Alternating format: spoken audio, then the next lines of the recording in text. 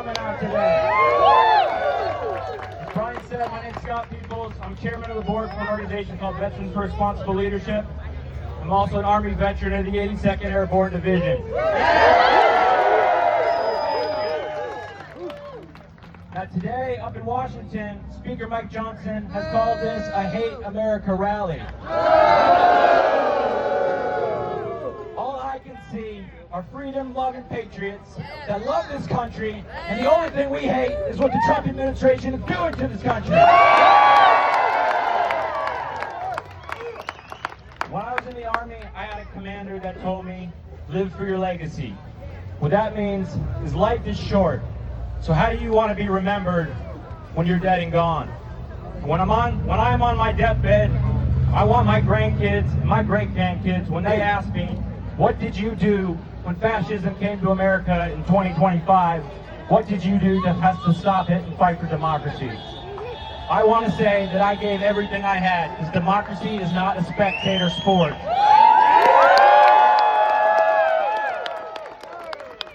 Each one of you have the power to be a leader. It can be different. Some of us can run for office. Some of us can organize. Some of us can volunteer on campaigns.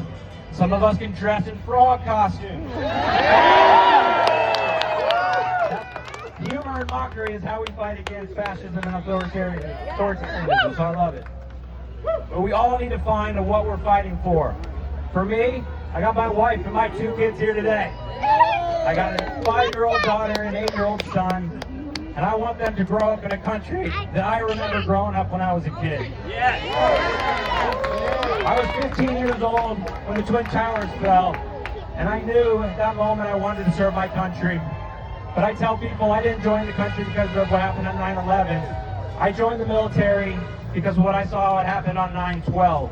I saw a country come together, people of all different faiths, creeds, of all immigrants, citizens, we all came together as one country to stand up for our values. And it's sad that right now, if that happened today, I don't know what it would look like, because we need leaders that will unite us and not divide us. And I'm not just fighting for my kids. I'm fighting for all kids in this community. Kids, so they can go get a good education without having to be scared of being shot dead in their classroom. I'm fighting for kids that can go to school and feel like they're not going to catch measles because all of a sudden our country doesn't believe in vaccines. Get your kids vaccinated today. I'm fighting for the African American kids who are now being told that we can't teach our history in the classrooms of their ancestors.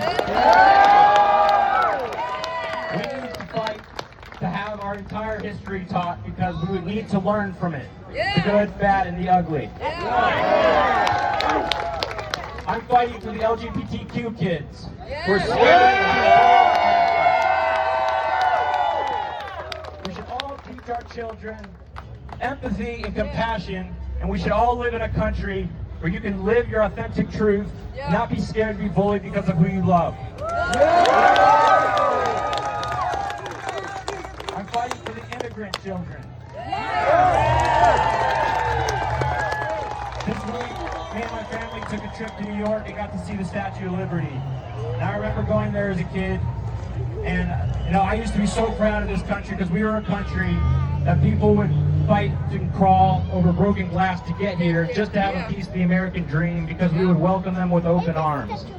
And now what we're seeing of immigrant children, immigrant families being, swooped up in the streets by masked agents in unmarked vans, and it's a disgrace. It is not the America that we fought for. If you're a federal agent, take off your mask, put on your badge, because if you're not proud of what you're doing, there's something wrong. That is the military. We wore our name proudly over our hearts, because we were proud of what we were doing. So I take off your mask. Unstick your mask! Unstick your mask! Take off your mask! Take off your mask! Take off your mask! Take off your mask! Hell yeah. Take off your mask! All right. How many veterans do I have in the audience today?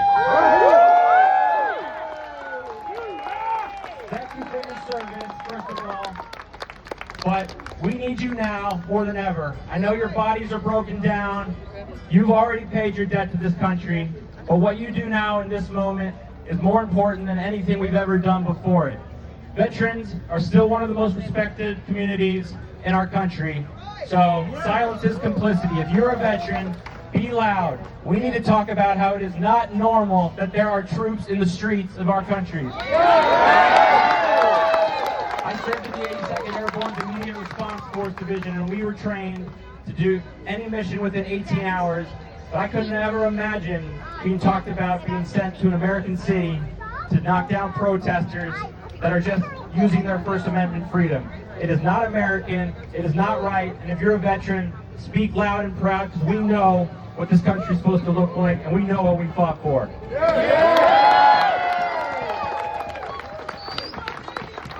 So in closing, everyone, thank you so much for coming out today.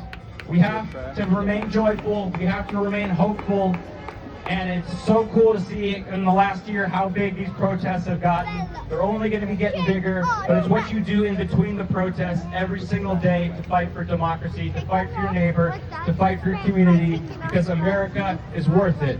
God bless North Carolina, God bless America, and may God protect our troops. Thank you.